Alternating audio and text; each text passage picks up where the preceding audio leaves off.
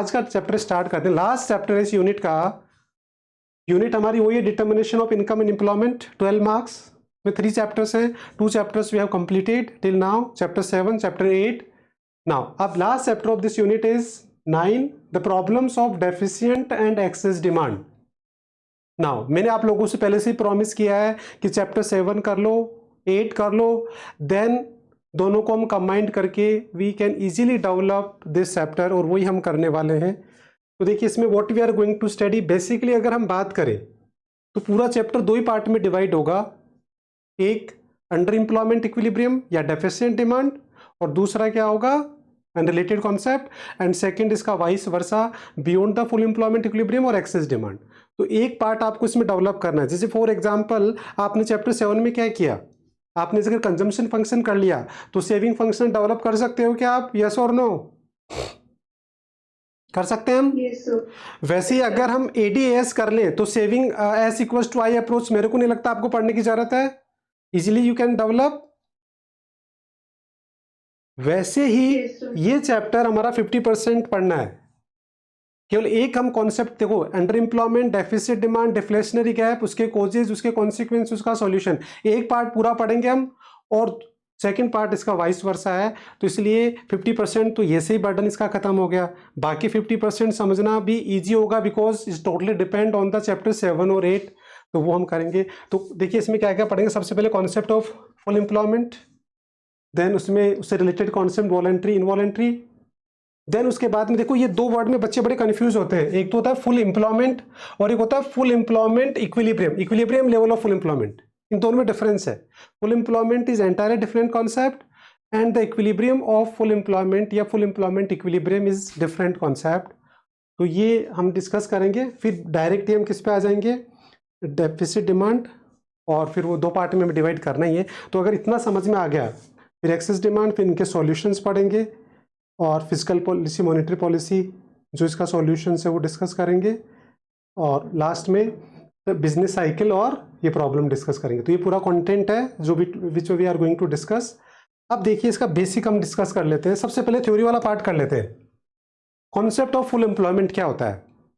तो full employment क्या होता है, एक ऐसी सिचुएशन होती है, it is a situation in which a person is willing to work, able to work and get the work at a current wage rate। इसका मतलब एक पर्सन क्या है, willing to work मतलब वो काम करना चाह रहा है, able to work it means वो फिजिकली फिट है, और get the work at a current wage rate, तो उसको क्या बोलेंगे हम, फुल एम्प्लॉयमेंट सिचुएशन बोलते हैं।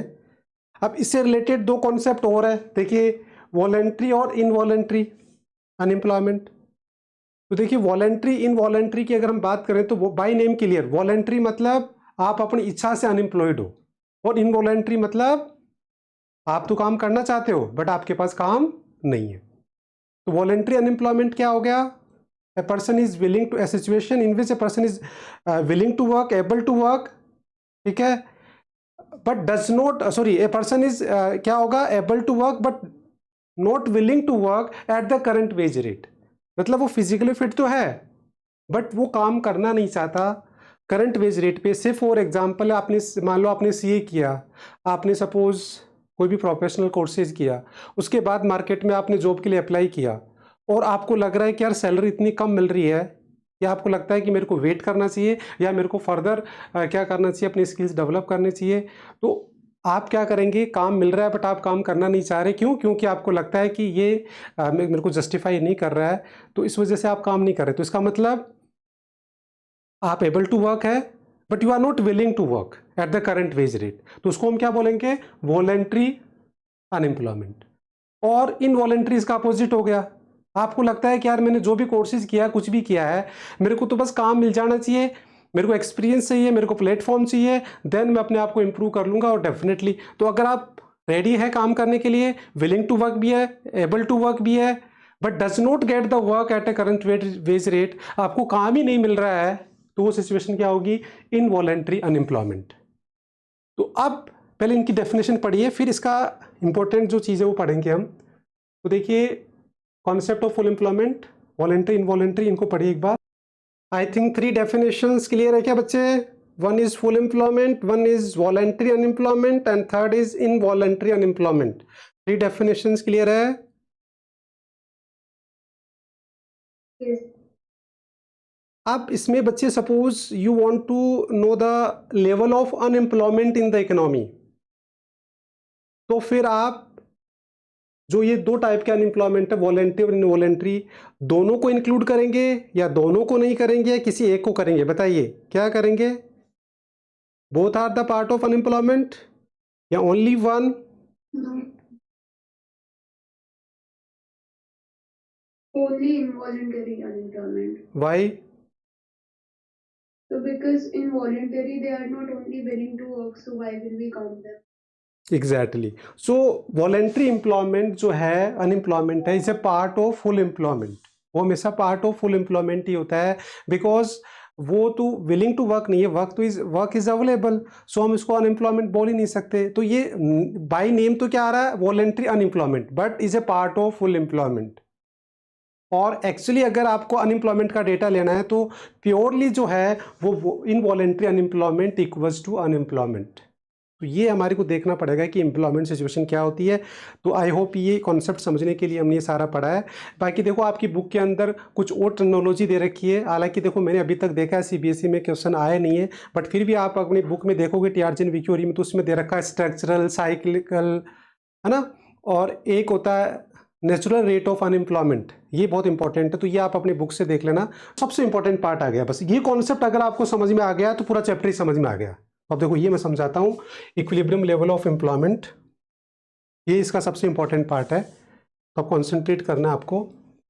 देखिए मैं 3 डायग्राम्स बनाऊंगा, अगर ये आपने समझ लिए तो ये मान के चलिए कि आपका चैप्टर कंप्लीट. ये पहले मैं तीनों डायग्राम बना रहा हूँ, आप इनमें डिफरेंस बताओगे, ठीक है, और फिर हम उसको कॉन्सेप्ट में डेवलप करेंगे.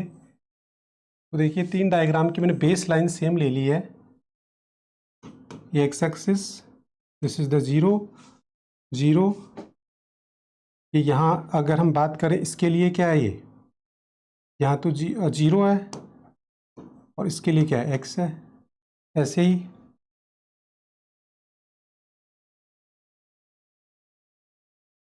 ये 0 है और ये क्या है, x है. ये y axis, this is the y, this is the y. Now अब x एक्सिस पे हम तीनों पे क्या लेंगे, इनकम. यहाँ भी हम इनकम ले रहे हैं, यहाँ भी इनकम. डायग्राम वही है जो हमने पहले पढ़े. यहाँ हम क्या ले रहे हैं, एडी एंड एएस. अभी हम पहले 7 चैप्टर में पढ़ चुके हैं, तो हमारे लिए वैसा कुछ नया नहीं है. तो देखिए सबसे पहले हम बनाएंगे एएस, तो ये 45 डिग्री लाइन बना लेंगे. तीनों में बना दो एएस, तो तीनों में 45 डिग्री लाइन होती है. क्यों होती है, क्या होता है, 7 चैप्टर में हमने पढ़ा है. एएस सारा कॉन्सेप्ट हमने पढ़ा है एएस का, ठीक है. ये तो एएस बन गई. अब हम इसमें क्या करेंगे, एक अजम्पशंस लेंगे, और वो अजम्पशंस क्या है कि हम यहाँ एक फुल एम्प्लॉयमेंट अज्यूम करके चलेंगे. ये लाइन जो है वो क्या है, फुल एम्प्लॉयमेंट सिचुएशन है. अब फुल एम्प्लॉयमेंट क्या होता है, अभी आपने पढ़ा है फुल एम्प्लॉयमेंट, जहाँ एडी इक्वल्स टू एएस और बाकी. तो ये हम ये मान के चल रहे हैं कि अज्यूम करके चल रहे कि ये लेवल है जहाँ एक फुल एम्प्लॉयमेंट होता है. ये अजम्पशंस लेके चल रहे हैं हम ना. अब हम इसमें एडी बनाएंगे. तो देखिए अगर इसमें हमने एडी बनाई, यहाँ एक एडी हमने बनाई और ये बना दी, तो यहाँ देखो एक इक्विलिब्रियम तो ये हो गया ई, और एक इक्विलिब्रियम ये हो गया E1. ये है y, ये है y. यहाँ अगर हमने एडी बनाई, सपोज ये हमने एडी बना दिया, यहाँ एक इक्विलिब्रियम है y, और यहाँ हम क्या कर रहे हैं, जो एडी बना रहे हैं वो बेसिकली ये बना रहे हैं. तो अब यहाँ इक्विलिब्रियम एक तो ये हो गया, और एक इसको हम आगे बढ़ाएंगे तो एक ये हो गया.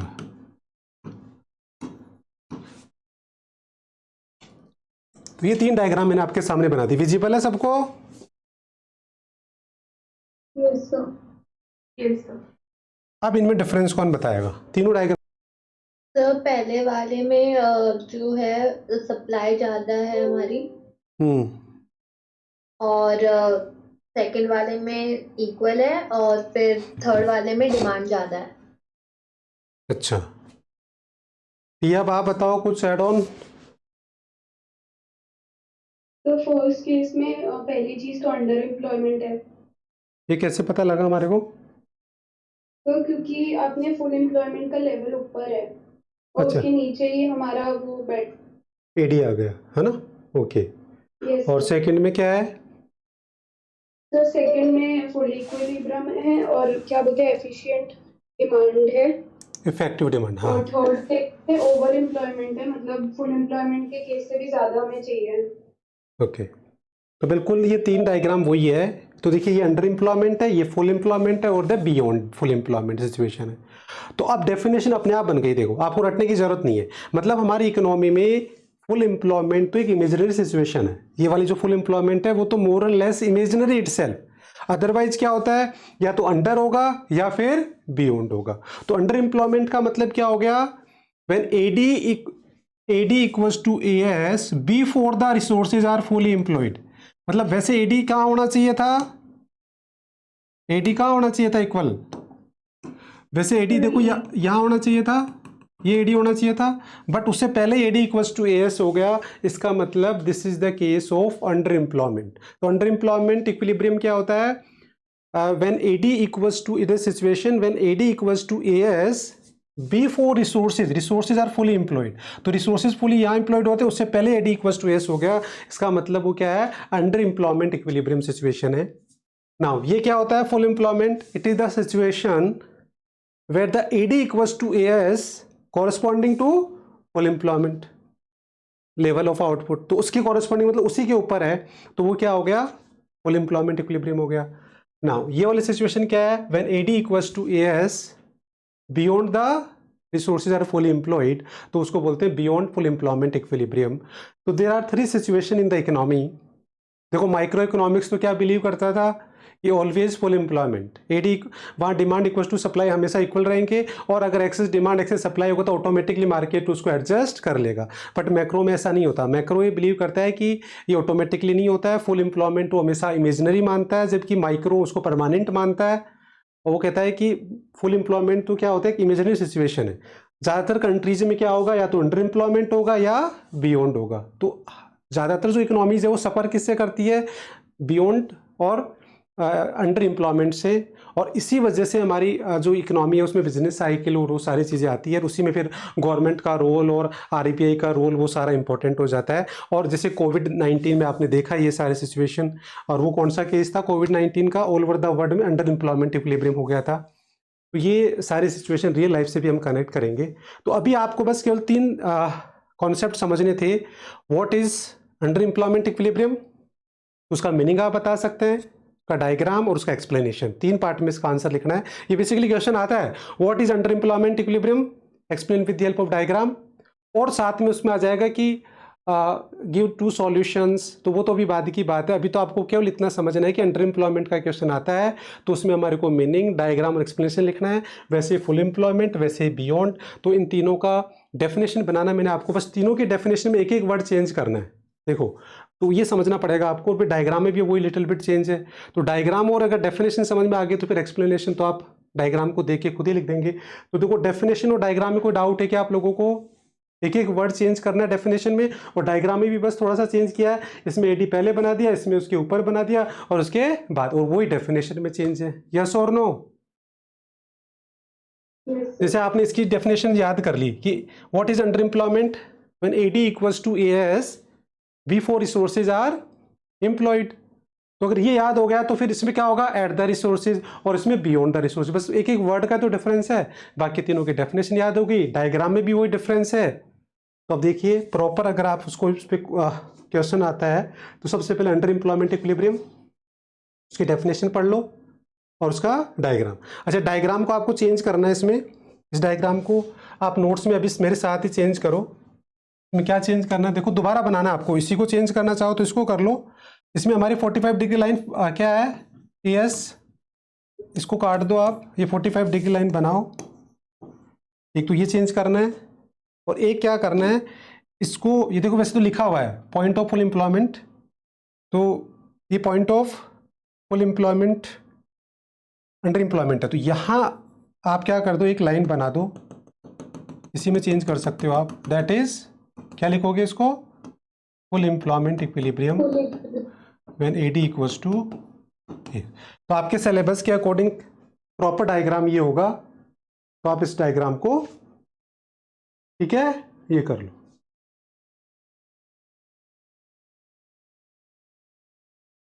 ये चेंज कर लो डायग्राम में।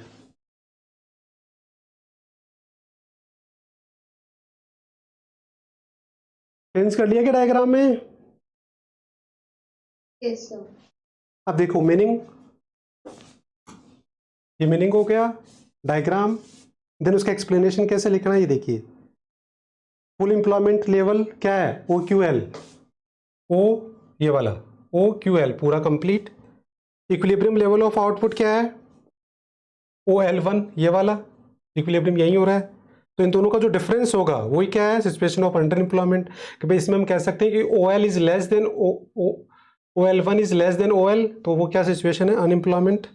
और इसका मतलब क्या होता है वो बता दिया। तो इस तरीके से आप इसके एक्सप्लेनेशन लिख सकते हैं। तो 3 पार्ट में आप इसको तैयार करेंगे, व्हाट इज मीनिंग, देन उसके बाद में उसका डायग्राम, देन उसके बाद में उसका एक्सप्लेनेशन। बताइए कोई डाउट है क्या इसमें? No sir. ना सेम, अब फुल एम्प्लॉयमेंट आ जाइए। तो व्हाट इज फुल एम्प्लॉयमेंट, बेकिस एक एक वर्ड का डिफरेंस करना है आपको। देन उसके बाद में अब इस डायग्राम में भी आपको चेंज करो, में क्या चेंज करना है, अगेन वही, ये जो एग्रीगेट सप्लाई इसको 45 डिग्री लाइन बना लो,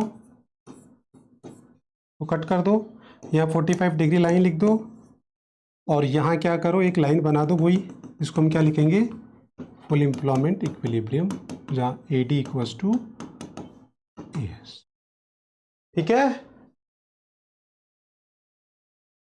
चेंज कर लो डायग्राम में। तो इसमें मीनिंग हो गया, डायग्राम हो गया, एक्सप्लेनेशन। अब इसमें क्या होता है, एक तैयार करना होता है बस, क्या, अंडर एम्प्लॉयमेंट, उसी से हम फुल एम्प्लॉयमेंट बना लेंगे, उसी से हम क्या बना लेंगे, बियॉन्ड द फुल एम्प्लॉयमेंट, सारा चेंज वही होगा। तो आई होप ये क्लियर है क्या यहाँ तक? Yes sir. सर ये L वाली जो लाइन है ये तो बनी रहेगी ना? हाँ, L वाली लाइन कौन सी, ये वाली, यस सर। ये यहाँ तक ही रहेगी, ये क्रॉस हो जाएगी यहाँ से, उसके बाद नहीं होगी ये ऊपर, यहाँ तक ही रहेगी, बस इमेजिनरी वाला पार्ट रहेगा, इसको उठाना है अपनों को।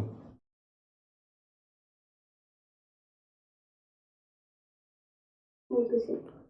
तो आई होप यहाँ तक क्लियर है क्या? Yes sir. ना अब उसके बाद देखो नेक्स्ट, थर्ड वाला part, beyond the full employment, बस डेफिनेशन में एक वर्ड चेंज करना है। अब इसमें बच्चे डायग्राम जो है ना वो पूरा ही चेंज करना पड़ेगा, क्योंकि ये जो डायग्राम बना हुआ है वो प्राइस लेवल के साथ बना हुआ है, जबकि हमारे सिलेबस में क्या है, इनकम के साथ है। तो ये डायग्राम आपको पूरा ही बनाना पड़ेगा। तो ये डायग्राम आप सारा यहाँ से बना लो, जो मैंने यहाँ बनाया था बियॉन्ड द फुल एम्प्लॉयमेंट। इसकी प्रैक्टिस भी करनी होती है डायग्राम की। तो इसमें आप मेरे साथ बनाओ, सभी को बनाना है diagram, you need practice. X axis 0, Y यहाँ लेंगे इनकम, यहाँ क्या लेंगे, AD एंड AS, और अब ये 45 डिग्री लाइन बना लेंगे हम।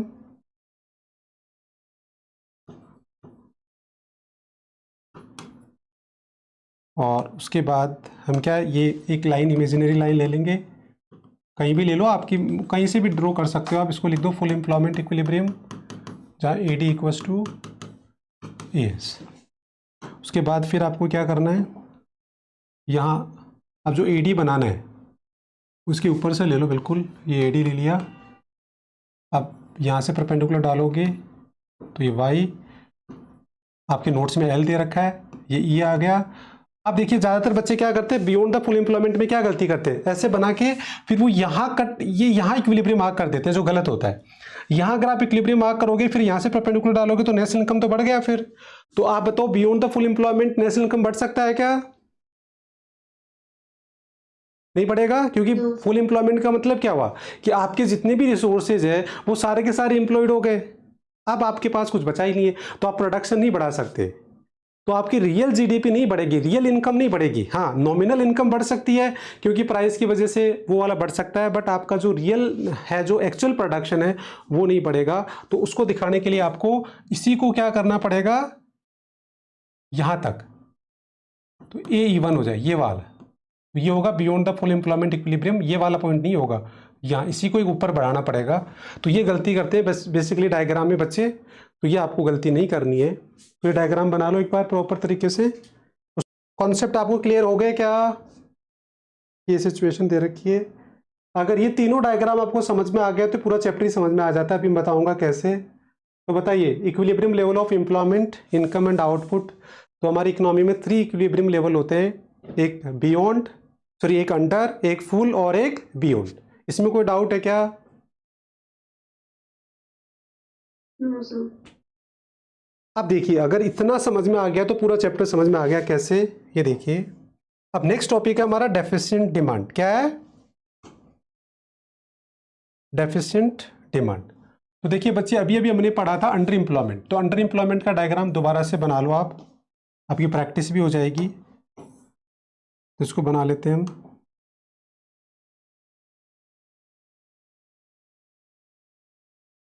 एक्स एक्सिस 0 और वाई। अब यहाँ लेंगे इनकम, यहाँ क्या लेंगे, AD एंड AS। अब इसमें 45 डिग्री लाइन बना लेंगे हम, 45 डिग्री लाइन आ जाएगा AS, ठीक है। और ये हम इसमें लाइन ले लेंगे, that is full employment equilibrium where AD equals to AS। Now अब यहाँ हम क्या करेंगे, एक तो इक्विलिब्रियम ये हो गया y, और अब AD इसमें यहाँ से ले लेंगे हम, is the AD of under employment, this is the equilibrium. तो ये डायग्राम कौन सा डायग्राम है बताइए? इन तीनों डायग्राम की आपको प्रैक्टिस करनी है। तो ये कौन सा डायग्राम बना? Under employment. यस और नो? इनकी बहुत अच्छे से प्रैक्टिस करनी चाहिए आपको तीनों। बेसिकली फुल एम्प्लॉयमेंट की तो ज़्यादा प्रैक्टिस की ज़रूरत नहीं है, बट बियॉन्ड और अंडर वाले की, क्योंकि ये सारा चैप्टर आगे है, अभी मैं बता रहा हूँ आपको। तो ये अंडर एम्प्लॉयमेंट इक्विलिब्रियम है। अब जब अंडर एम्प्लॉयमेंट इक्विलिब्रियम का अगर क्वेश्चन आता है तब तो आपको ये करना ही है। अब अगर डेफिशिएंट डिमांड आ जाए तो बस इसमें एक छोटा सा चेंज करना है बच्चे, और ये हो गया हमारे लिए। तो इसमें क्या करना है, देखिए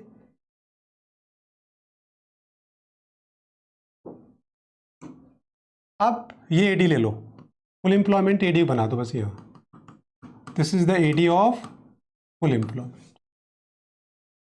तो एक AD और बनानी है बस। अगर आपको डेफिशिएंट डिमांड का डायग्राम बनाना है तो बस एक छोटा सा चेंज करना है, आपको एक AD का और बनाना है, जो कहाँ से पास होगा, फुल एम्प्लॉयमेंट इक्विलिब्रियम पे, यहाँ वाले पे।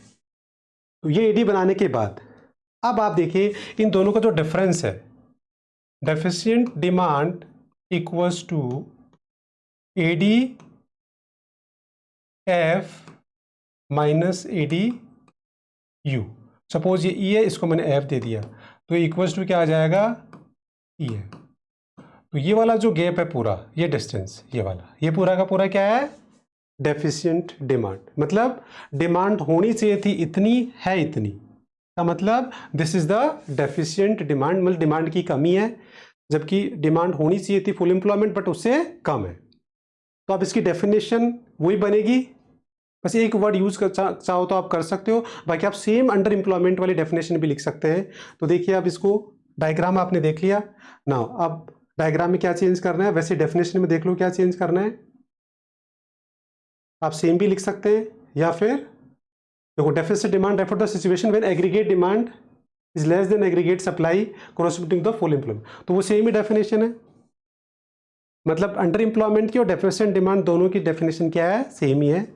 फिर ये आपने फॉर्मूला लिख दिया, डेफिसिट डिमांड इक्वल्स टू ये, ठीक है। उसके बाद ये डायग्राम बन जाएगा, ठीक है, जो मैंने बनाया है ये।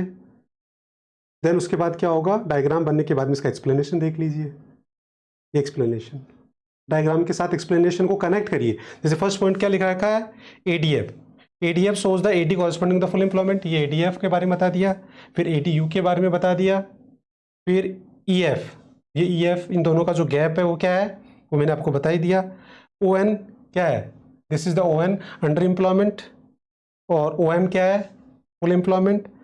तो क्या हुआ, ये फुल एम्प्लॉयमेंट हो गया। So deficit demand equals to EF आ गया। तो सारे पॉइंट्स के बारे में आपने बस बता दिया, एक एक पॉइंट सब के बारे में बता दिया। पहले आप एडीएफ के बारे में बता दिया, फिर एडीयू के बारे में, फिर ओएन इनकम लेवल के बारे में, कौन सी इनकम है, ये कौन सी इनकम है, फिर इन दोनों का डिफरेंस, और ये डेफिसिट डिमांड आ गया। यस और नो? एक्सप्लेनेशन तो वैसे कुछ भी नहीं है, अगर आप डायग्राम के साथ इसको समझ लोगे तो आप बिना देखे लिख लोगे, क्योंकि जो डायग्राम में आपके ऑब्जर्वेशन होते हैं ना वही लिखने होते हैं। डायग्राम के ऑब्जर्वेशन जो होते हैं दैट इज वही क्या होते हैं, एक्सप्लेनेशन, तो आप लिख लोगे। तो बताइए, आप देखिए एक टॉपिक आपने कवर किया अंडर एम्प्लॉयमेंट, और उसी से क्या हो गया, डेफिसिएंट डिमांड। यस और नो?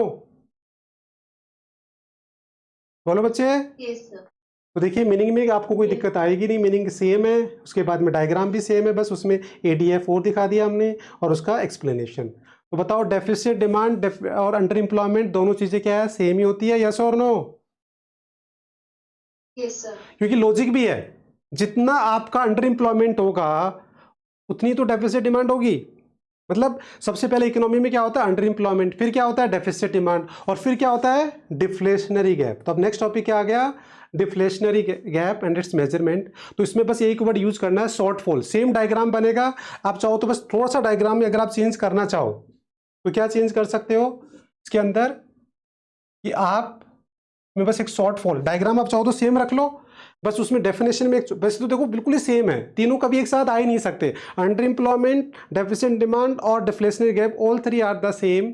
ठीक है, तो आप ये देखिए कि कभी भी एक साथ तो आ ही नहीं सकते एग्जाम में, क्योंकि तीनों ही कॉन्सेप्ट सेम होते हैं। अगर फिर आप कहोगे सर सेम है तो फिर अलग अलग क्यों पढ़ा, ये अलग अलग हम इसलिए पढ़ रहे हैं क्योंकि तीनों का लेवल अलग अलग है। जैसे सबसे पहले इकोनॉमी में स्टेप्स के वाइज है कि फर्स्ट स्टेप क्या होती है, under employment, then second step क्या होती है, डेफिसिट डिमांड, और फिर उतना हमारी इकोनॉमी में क्या आ जाता है, डिफ्लेशनरी गैप आ जाता है। तो बस वही फर्क है। तो देखिए डिफ्लेशनरी गैप में बस एक वर्ड शॉर्टफॉल वर्ड ऐड कर लिया, बस तो एक शॉर्टफॉल वर्ड यूज कर लिया, बस थोड़ा सा डिफरेंस करने के लिए। बाकी वैसे मैं तो कहता हूँ कि मैं तो हमेशा ये लिखता हूँ कि डेफिसिट डिमांड इक्वल्स टू क्या हो गया, डिफ्लेशनरी गैप, खत्म कहानी। और वही क्या हो गया, अंडर एम्प्लॉयमेंट। तीनों चीज़ें सेम ही होती है, बस केवल लेवल अलग है, इसलिए इनको अलग बताया है समझने के लिए, ताकि बच्चों को समझ में आएगी। पहले अंडर एम्प्लॉयमेंट होता है, फिर डेफिसिट डिमांड होती है, और फिर डिफ्लेशनरी गैप होता है। तो ये देखिए इसमें ये लिखा हुआ, deflationary gap is the shortfall of AD from the level of required to maintain the full employment. Ultimately वही बस लैंग्वेज चेंज कर दी, वही सारी डेफिनेशन है। ठीक है ना, अब उसके बाद में फॉर्मूला ये आई क्या, वही फॉर्मूला है, वही डायग्राम है, सब कुछ वही है, सारी चीज़ें सेम है, डायग्राम भी सेम ही है।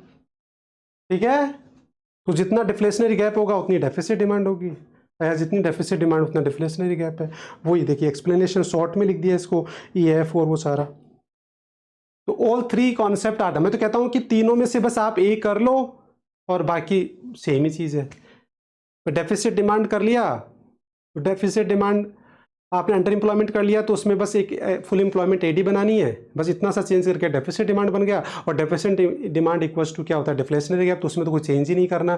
तो इस तरीके से ये क्वेश्चन आएगा तो एक डिफरेंट आएगा, या तो डेफिसिट डिमांड ही आएगा, या डेफिशिएंट डिमांड आएगा, या अंडर एम्प्लॉयमेंट आएगा, या फिर डिफ्लेशनरी गैप आएगा। ये अलग अलग आएंगे, कभी भी तीनों एक साथ या दो एक साथ आ ही नहीं सकते, क्योंकि सेम ही तो कॉन्सेप्ट है।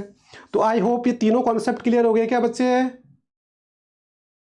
अंडर एम्प्लॉयमेंट, डेफिशिएंट डिमांड और deflationary gap, all three are the same.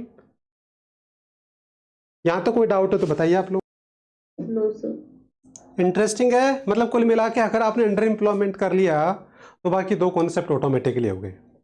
अब देखो उससे भी इंटरेस्टिंग चीज देखिए, part causes of deficit demand. भाई अब क्वेश्चन ये आता है, अब इसको समझने के लिए बच्चे कोविड-19 से ले लो। अब आप इन तीनों को समझो रियल लाइफ से, अगर आपको समझना है तीनों सिचुएशन को रियल लाइफ में, डेफिसिट डिमांड, डिफ्लेशनरी गैप और अंडर एम्प्लॉयमेंट, इसको समझने के लिए हमारे पास क्लासिकल एग्जांपल है, दैट इज कोविड-19। कोविड-19 की वजह से देखो लॉकडाउन हुआ, और लॉकडाउन होते ही क्या हुआ, लोगों के अनएम्प्लॉयमेंट और सारी चीज़ें, लोगों की इनकम कम हुई, डिमांड कम हुई, और हमारी इकोनॉमी क्या हो गई, एक डिफ्लेशनरी गैप में चली गई, और पहले अंडर एम्प्लॉयमेंट हुआ, फिर डेफिसिट डिमांड हुई, फिर डिफ्लेशनरी, और फिर हम क्या चले, डिप्रेशन में भी चले गए, रिसेशन से डिप्रेशन में भी चले गए। तो ये सारी सिचुएशन हमारी कब हुई थी, कोविड-19 में, जो आपने बहुत रियल लाइफ में देखा है। अब यहाँ मैं आपसे क्वेश्चन पूछता हूँ, अगर आपने उस सारी सिचुएशन आपको रिकॉल करोगे तो रिकॉल करके आप खुद बता सकते हैं कि व्हाट वर द रीजंस, मतलब मेनली जो डिमांड वहाँ कम हुई उसी की वजह से सारा हुआ, डिमांड कम होने की वजह से under employment, deficit demand, deflationary gap और रिसेशन, डिप्रेशन, सारी चीज़ें हुई। और हमारा जो जीडीपी का ग्रोथ रेट था वो 7% से -23% चला गया। तो ये सारी चीज़ें हुई, तो उसमें डिमांड कम होने की आप what do you think, what were the reasons, क्या रीजन थे उस टाइम में। अब देखो इसका लॉजिक देते हैं आपको, अगर नहीं क्लिक कर रहा तो और दूसरा एक लॉजिक और दे देता हूं मैं आपको, वो तो फिर हमेशा ही क्लिक करेगा। देखो एडी का फॉर्मूला क्या होता है, एडी इक्वल्स टू क्या होता है, अगर फोर्थ सेक्टर में एडी ले तो क्या होता है, सी प्लस जी प्लस आई प्लस एक्स माइनस है। ये फोर्थ सेक्टर का जीडीपी हमने ले लिया। तो अब डिमांड कम होने के रीजन यही तो होंगे, और कहाँ से आएंगे, तो आप वैसे भी लिख सकते हो कि ये हो गया, सी मतलब प्राइवेट फाइनल कंजम्पशन एक्सपेंडिचर कम हो गया। तो प्राइवेट फाइनल कंजम्पशन एक्सपेंडिचर हो गया क्योंकि लोग अनएम्प्लॉयड हो गए, उनके पास इनकम नहीं थी, तो ये कम हो गया। तो ये कम होने से क्या हो गया, डिमांड कम हो गई। गवर्नमेंट एक्सपेंडिचर क्या हो गया, कम हो गया। तो गवर्नमेंट का एक्सपेंडिचर जो था वो भी, जब गवर्नमेंट ने क्या किया, गवर्नमेंट जब डेवलपमेंट एक्टिविटी कर ही नहीं पाई, लॉकडाउन लग गया, सब कुछ हो गया, तो गवर्नमेंट का एक्सपेंडिचर भी क्या हो गया, कम हो गया। तो उस वजह से अनएम्प्लॉयमेंट हो गया, इन्वेस्टमेंट भी कम हो गया। जब लोगों के ऑलरेडी डिमांड, जो प्रोडक्शन था प्रोड्यूसर का वही सेल आउट नहीं हो रहा था, तो प्रोड्यूसर ने और प्रोडक्शन करना बंद कर दिया, लेबर ही नहीं था, तो और बहुत सारे रीजन, तो ओवरऑल प्रोडक्शन कम हो गया, तो उस वजह से भी लोगों की इनकम कम हो गई, तो इन्वेस्टमेंट कम हो गया, तो वो सारी चीज़ें हो गई। एक्सपोर्ट्स हमारे क्या हो गए, कम हो गए, और इंपोर्ट्स बढ़ गए।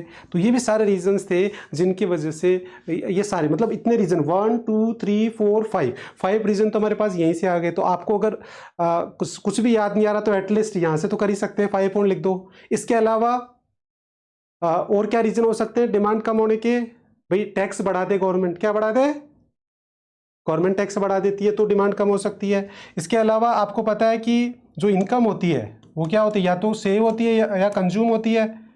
तो जब लोग क्या करेंगे, प्रोपेंसिटी टू सेव ज़्यादा कर दे, मतलब एपीएस अगर लोग ज़्यादा कर दें तो ये क्या हो जाएगा, एपीसी कम हो जाएगा।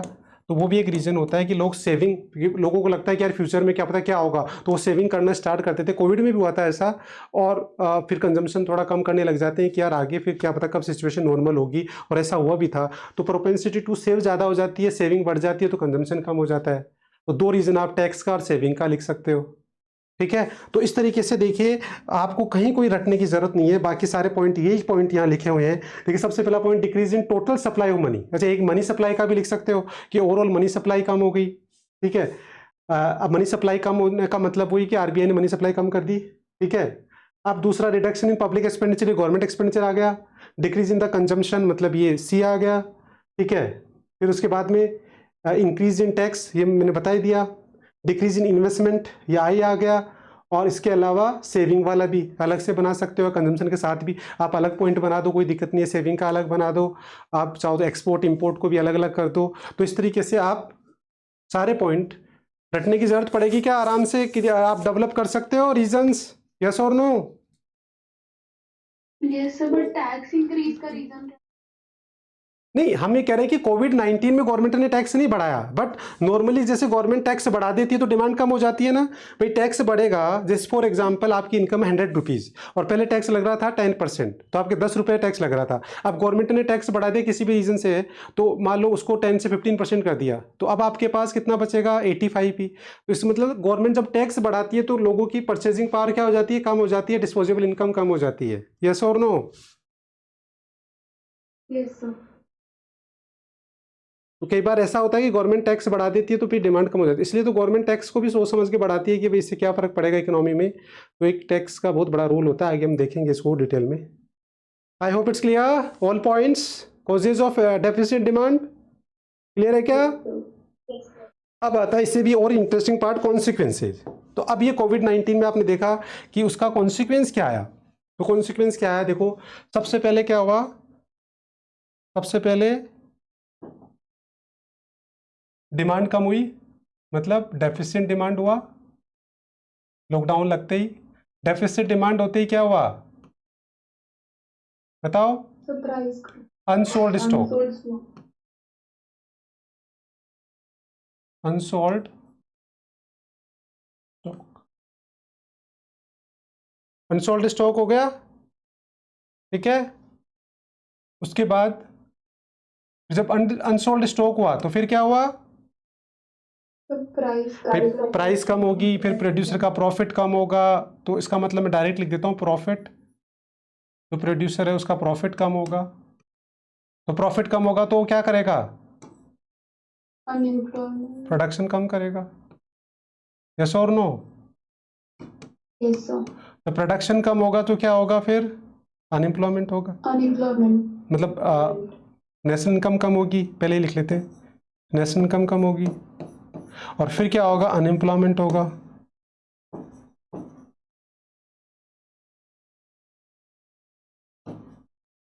और उसकी वजह से फिर क्या हो जाएगा, रिसेशन और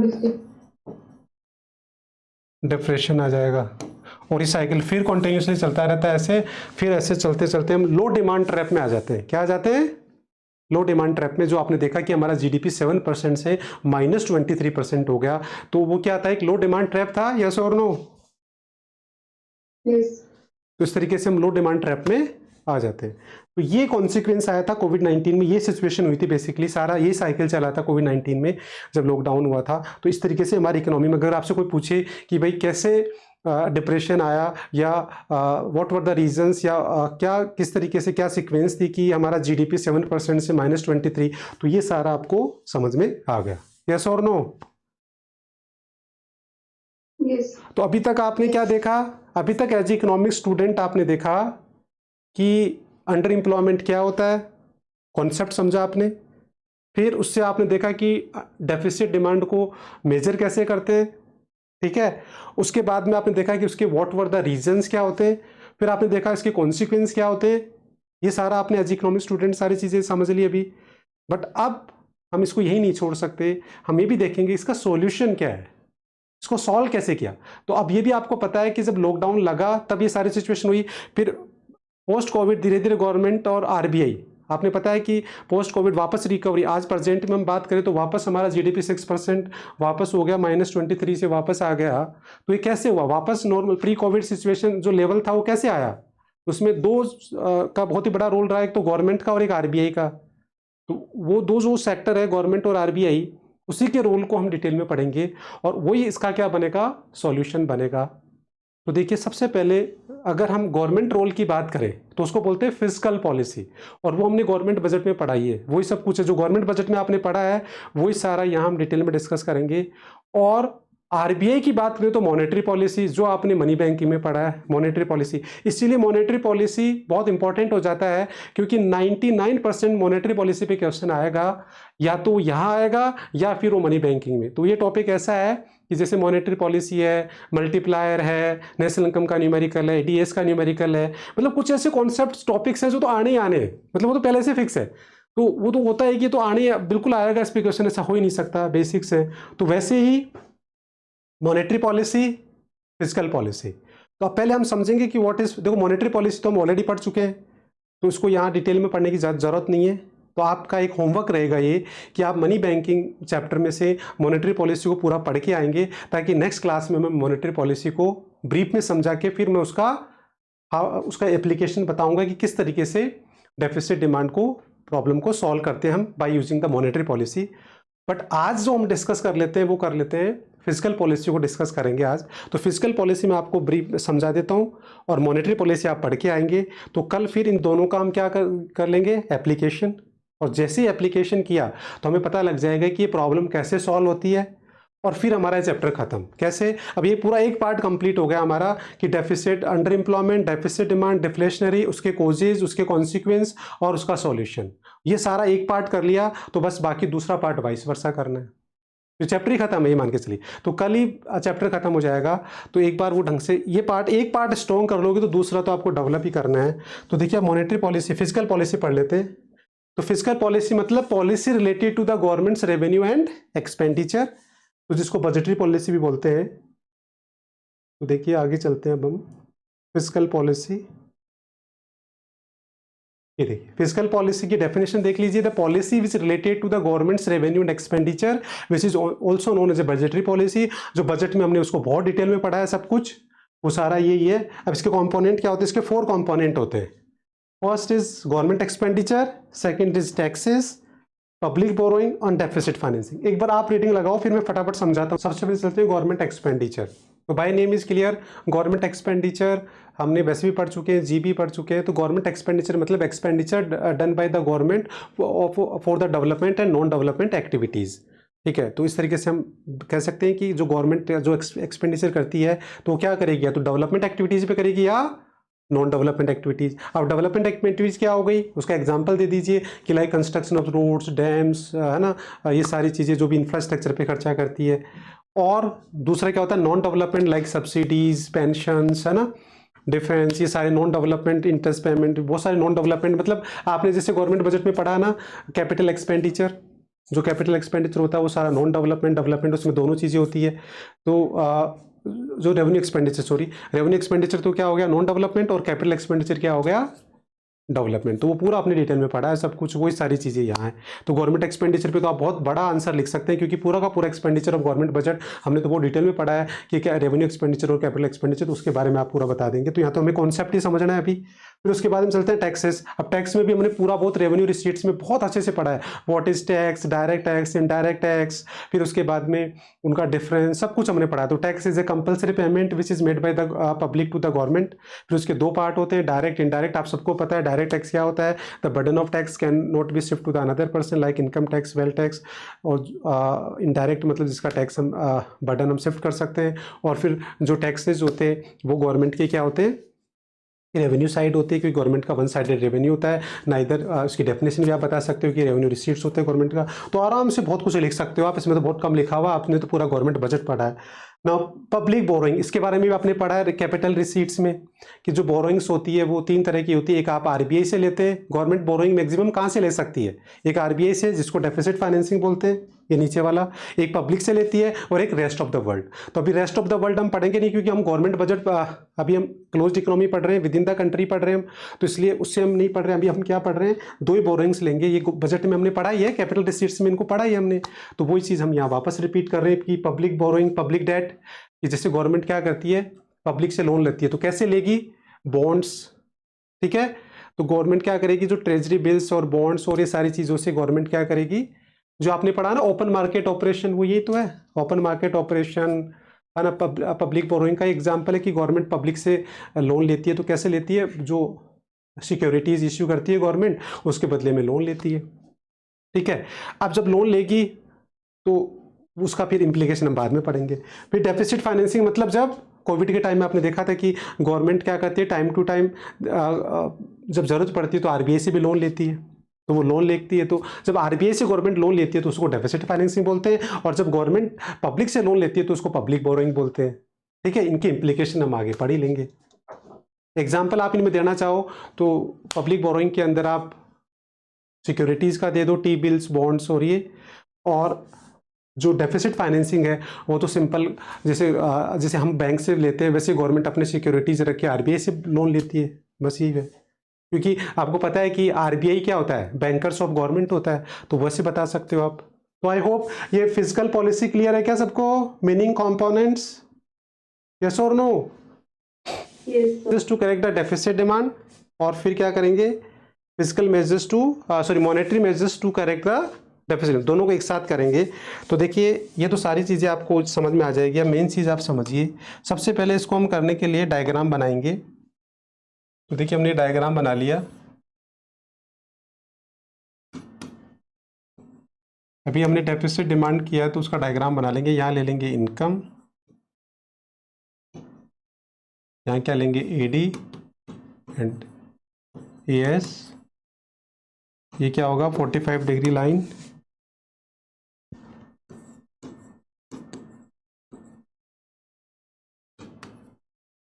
और ये बन जाएगा 80।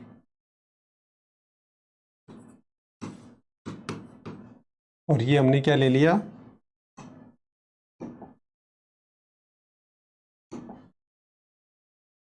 फुल एम्प्लॉयमेंट,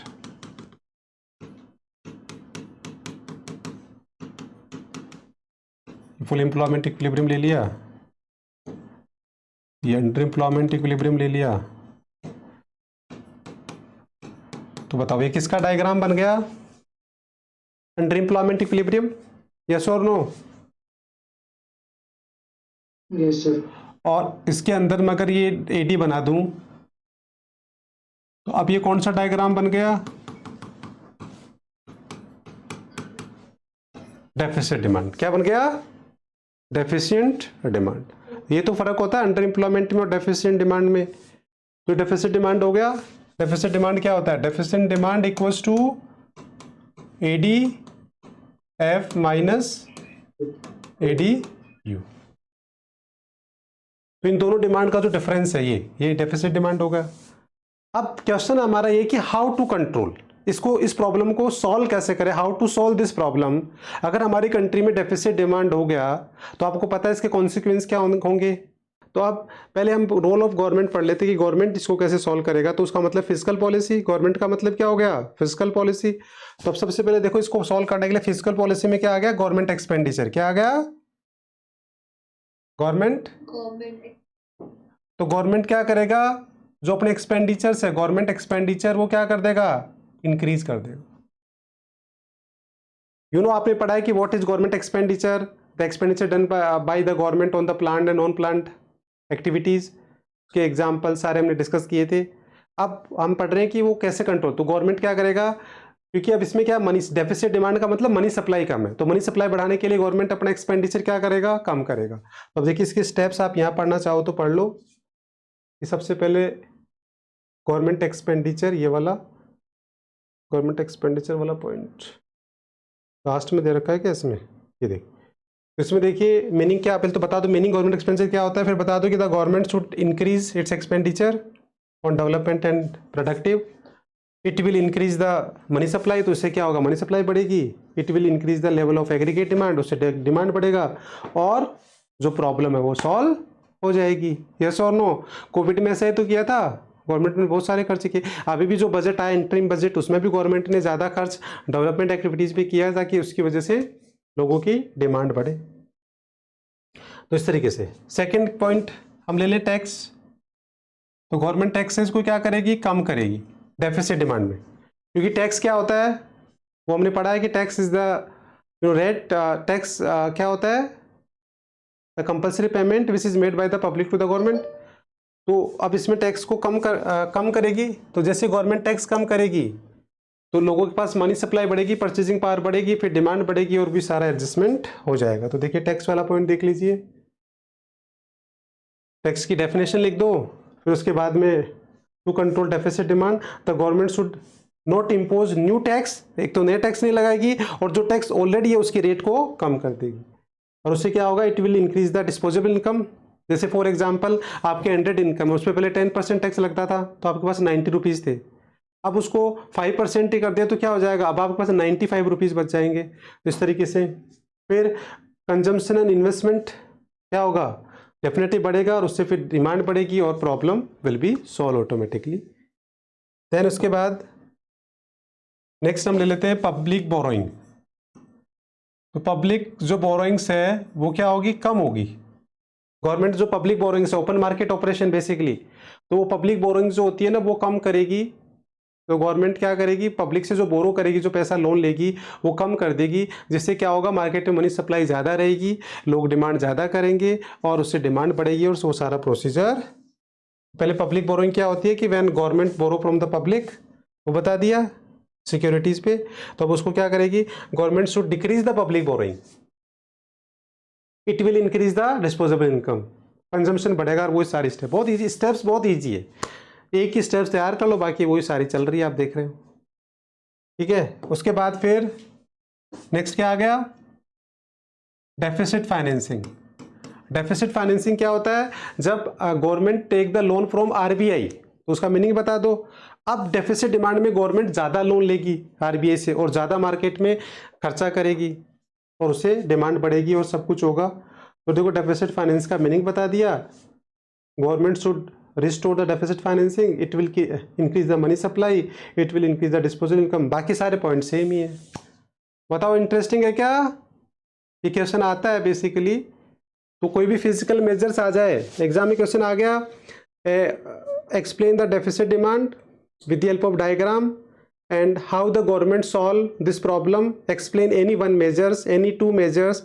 तो आप कोई फिजिकल मेजर्स, आपको गवर्नमेंट जहाँ जाए वहाँ फिजिकल मेजर्स लेने, तो इसमें से आपको कोई भी 2 पॉइंट, 1 पॉइंट जो भी पूछे कर दोगे, आराम से हो जाएगा। यस और नो? यस। अब ऐसे ही क्या है, अब चलते हैं हम किसका, मॉनेटरी पॉलिसी। तो मॉनेटरी पॉलिसी में सबसे पहले आ जाओ, क्या है सबसे पहला क्या आएगा मॉनेटरी पॉलिसी में? Bank rate. बैंक रेट क्या करेगा? कम करेगा, ठीक है। अब बैंक रेट क्या होता है सारा मैंने अभी पढ़ाया मॉनेटरी पॉलिसी आपको। तो जो मॉनेटरी पॉलिसी होती है उसमें बैंक रेट का मीनिंग लिख दो, फिर वो हाउ टू वर्क वही सारा सेम जो मॉनेटरी पॉलिसी में पढ़ा वही रहेगा, सब कुछ वही सेम रहेगा। तो देखिए इधर बैंक रेट का मीनिंग बता दिया, फिर वही बैंक रेट क्या होगा, कम होगा, तो उससे क्या होगा, रेट ऑफ इंटरेस्ट कम होगी, फिर क्रेडिट सस्ता हो जाएगा, फिर लोग ज़्यादा लोन लेंगे, डिमांड क्या होगा, डिमांड बढ़ेगी, और डेफिनेटली क्या होगा, प्रॉब्लम ऑफ डेफिसिट डिमांड कम हो जाएगी। तो बाकी सारा सब कुछ वही सिस्टम है, ये कोई सारा लिखा हुआ है पॉइंट्स में, ऐसे पॉइंट्स में आपको लिखना है। देन उसके बाद रेपो रेट, रेपो रेट और बैंक रेट तो सेम ही काम करते हैं, तो बस वो डिक्रीज होगा, बाकी सारा सेम ही प्रोसीजर, सारा सेम ही रहेगा। तो देखो रेपो रेट में मीनिंग बता दिया, फिर उसके बाद में प्रोसीजर्स जो पॉइंट्स है वो सारे सेम ही रहेंगे कि रेपो रेट डिक्रीज होगा, उससे फिर क्या होगा, रेट ऑफ इंटरेस्ट डिक्रीज होगा, फिर डिमांड, सब कुछ point, all point are the same. Then उसके बाद फिर आता है reverse repo rate, reverse repo rate RRR। तो ये भी सेम ही होता है, बस डेफिनेशन कॉन्सेप्ट ही तो अलग है, बाकी प्रोसीजर सारा सेम ही रहेगा। रिवर्स रेपो रेट भी कम हो जाएगी, तो क्या होगा, कमर्शियल बैंक जो है वो अपना सरप्लस आरबीआई के पास पार्क नहीं करेगा, तो उसके पास, उनके पास पैसा रहेगा, तो वो ज़्यादा CRR करेंगे, ज़्यादा क्रेडिट क्रिएशन करेंगे, मनी सप्लाई बढ़ेगी। तो बस वही सारा आपको बताना है। तो रिवर्स रेपो रेट का मीनिंग बता दिया, then reverse repo rate is reduce, then उससे क्या होगा, it discourage the commercial bank to park their surplus, वो आरबीआई के पास नहीं करेगी, तो इससे क्या होगा, फिर रेपो रेट जो है, therefore lowering the reverse repo rate positive effect the lending, तो कमर्शियल बैंक की लैंडिंग कैपेसिटी बढ़ेगी, उससे मार्केट में मनी सप्लाई बढ़ेगी, डिमांड बढ़ेगी, और the problem of deficit demand will be automatically covered. Then उसके बाद क्या आ जाएगा, ओपन मार्केट ऑपरेशन। तो ओपन मार्केट ऑपरेशन में क्या होगा बताइए, अब डेफिसिट डिमांड में क्या होगा, सिक्योरिटीज को आरबीआई सेल करेगा या परचेज करेगा, क्योंकि यहां तो मनी सप्लाई कम है, तो मनी सप्लाई बढ़ानी है, तो क्या करेगा, परचेज करेगा। क्या करेगा, क्योंकि जब गवर्नमेंट जो आरबीआई है वो सिक्योरिटीज को परचेज करेगा तो मार्केट में पैसा जाएगा ना, सिक्योरिटीज गवर्नमेंट के पास, आरबीआई के पास आ जाएगा, पैसा मार्केट में चला जाएगा, तो इसमें वो सेल करेगा सिक्योरिटीज को। तो देखिए वही दे रखा है, ओपन मार्केट ऑपरेशन का हमने डिटेल में पढ़ते हैं, ये मीनिंग क्या होता है, buying and selling of securities, वो बता दिया। Then in case of deficit demand government securities are broad, वो बाई करेगा, the central bank inject the additional, तो इससे क्या होगा, मार्केट में मनी सप्लाई बढ़ेगी, there will be the credit भी बढ़ेगी, और उससे मनी सप्लाई बढ़ेगी, डिमांड बढ़ेगी, the problem will be automatically solve of the problem of deficit demand.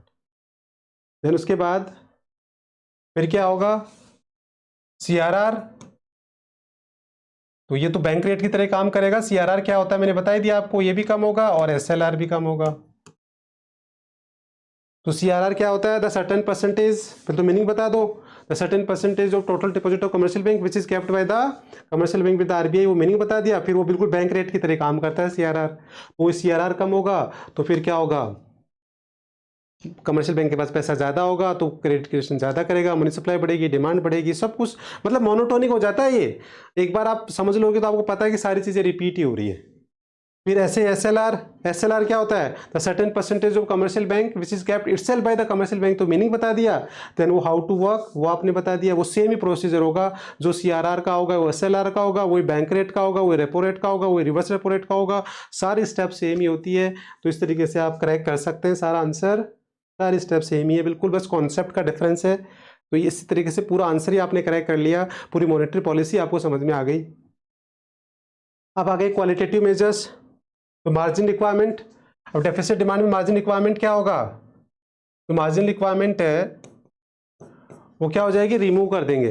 कब इंपोज करते हैं, सॉरी मार्जिन रिक्वायरमेंट रिड्यूस कर देंगे, क्या करेंगे, नोट रिड्यूस करेंगे, मार्जिन रिक्वायरमेंट को रिड्यूस कर देंगे, कम कर देंगे। तो डिफरेंस है वो क्या कर देंगे, कम कर देंगे। जैसे मान लो पहले 20 का डिफरेंस है, उसको 10 कर दिया, तो मार्केट में ज़्यादा लोन मिलेंगे, बस उससे मनी सप्लाई बढ़ेगी, सारा होगा। तो देखो margin imposing the margin requirement, तो मार्जिन रिक्वायरमेंट का डेफिनेशन बता दो कि मार्जिन रिक्वायरमेंट क्या होता है, the difference between the amount of loan and the value of assets. अब वो डिफरेंस अगर हम कम करेंगे तो डेफिनेटली क्या होगा, ज़्यादा लोन होगा, ज़्यादा क्रेडिट क्रिएशन होगा, मनी सप्लाई बढ़ेगी, डिमांड बढ़ेगी, तो सब वही है। The central bank inject the additional, तो ये पॉइंट यहाँ मिस हो गया, ये पॉइंट आएगा, यहाँ से पॉइंट लगेगा। तो मार्जिन पॉइंट मान लेना ऊपर वाले को, इसको यहाँ मार्जिन रिक्वायरमेंट इज डिक्रीज्ड, फिर ये फर्स्ट पॉइंट होगा, फिर ये सेकंड होगा, द सेंट्रल बैंक इंजेक्ट, बाकी सारे पॉइंट सेम ही है सब कुछ। अब मोरल सुएशन, तो जो मोरल सुएशन है, सॉरी क्रेडिट ऑफ राशनिंग है, क्रेडिट ऑफ राशनिंग, तो ये क्या होगा, रिमूव हो जाएगा, लिमिट्स हटा देंगे। रिमूव, ये लिमिट कब लगाते हैं, जब इन्फ्लेशन हो, तो डिफ्लेशन है ये तो इसमें लिमिट्स को हटा देंगे आरबीआई, क्योंकि राशनिंग ऑफ क्रेडिट क्या होता है, the Kota's the limit fix by the RBI for the particular sector, और वो तो वो क्या हो जाएगा, during the deflation credit rationing if already is operation is stopped, वो रिमूव कर देगी। अब आप इसमें थोड़ा और पॉइंट भी बढ़ा सकते हो, हालांकि ये ज़्यादा आता नहीं है तो मैंने इसको शॉर्ट में लिख दिया। आप इसमें बाकी प्रोसीजर ये सारे ये लिख दो कि उससे फिर मनी सप्लाई बढ़ेगी, सब कुछ ये सारे पॉइंट रिपीट ही करने। और मॉरल सुएशन में आरबीआई क्या करेगा, request appeal suggestion to the commercial bank कि वो ज़्यादा से ज़्यादा लोन दे और प्रॉब्लम को सॉल्व करे, कोऑपरेट करे, उस तरीके से सारे पॉइंट्स आ गए। तो अब आपको समझ में आ गया कि how the problem of deficit demand solved by the government as well as the RBI. Government का मतलब फिजिकल पॉलिसी और आरबीआई का मतलब मॉनेटरी पॉलिसी। बताओ ये समझ में आ गया क्या?